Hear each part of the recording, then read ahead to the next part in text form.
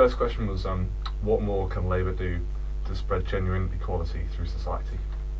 Well, I think what's important to spread genuine equality through society, and that's equality for everybody, including men and women, including people of different ethnicity, of people of different sexual orientation, equality for people of different ages, and equality for people with disabilities, and to recognise that equality has got to be across the piece. And I think that we've got this new commission that's starting up, the Equality and Human Rights Commission, which is starting on October the 1st and is going to be chaired by Trevor Phillips. And I think that's going to be a powerful force for equality within society. And we're going to have a new piece of law, a new Act of Parliament. During the last century, we had the Race Relations Act, Sex Discrimination Act, the Equal Pay Act. But I think we need a new act, a new Equality Act for the 21st century, and that's what we're going to do. What are your priorities as Minister for Women? Well, Barbara Follett, who's my Deputy Minister for Women, and myself have set out 3 priorities as Ministers for Women. Firstly, to help families balance work and home life, and that's principally an issue for women because women do most of the work in the home, bringing up children and caring for elderly relatives. And that includes also ensuring equal pay, because without equal pay, it means when the baby comes along, the man always has to work more and sees less of the child, and the woman has to work less and loses out on her career. Our second priority is on the question of domestic violence and human trafficking. It's still an absolute disgrace that 2 women every week are killed by a current or former husband or partner, and human trafficking, bringing women in from abroad and exploiting them, buying and selling them as sex slaves, is a modern day slavery which we've really got to stamp out. And we're also concerned about women in the criminal justice system, women who offend.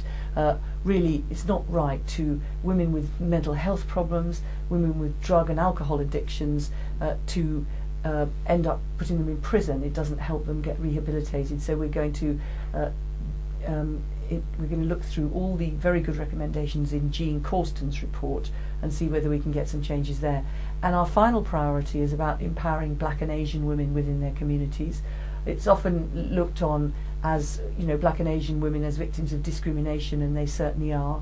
But there's also, we mustn't overlook the question of Black and Asian women as a real force for good in their societies and a bridge between different societies. So we want to see more Black and Asian women councillors, and that's our third priority. What are Labour going to do to address the gender pay gap? Well, we're looking at a whole range of things.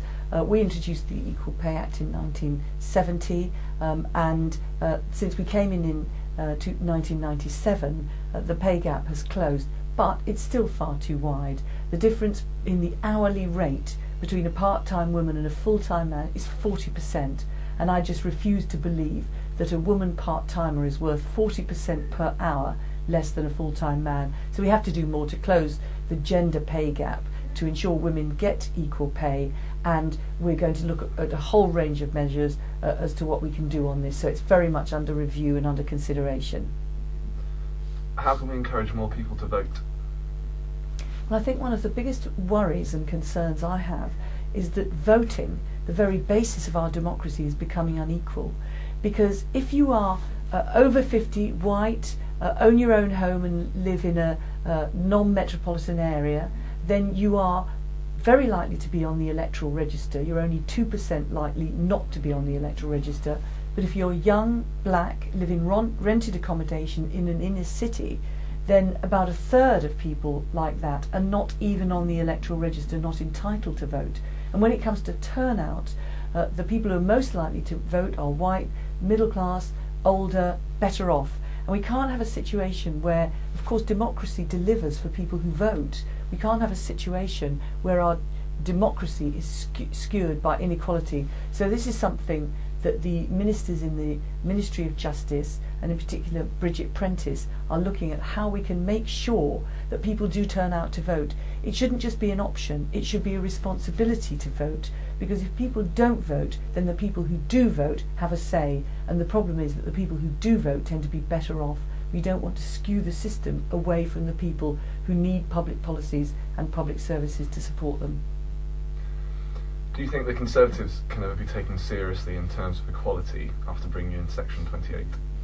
Well, I think a lot of people have forgotten that 10 years ago the Conservatives were not just not supporting tackling discrimination against gay and lesbian people, but they were actually fueling discrimination against gay and lesbian people with the kind of notorious Section 28. And I think David Cameron has tried to reinvent the Tories and say that they're not the nasty party anymore. But I think it's not what they did before which we should judge them by, but what they're doing now. And I think this so-called message on marriage that they're sending is very much a message to gay couples and to lesbian couples that actually their relationship isn't right. So I think that that is a terrible thing to be saying, and I think that the Tories are still the same old nasty party that they ever were, and I think David Cameron is too weak to change them.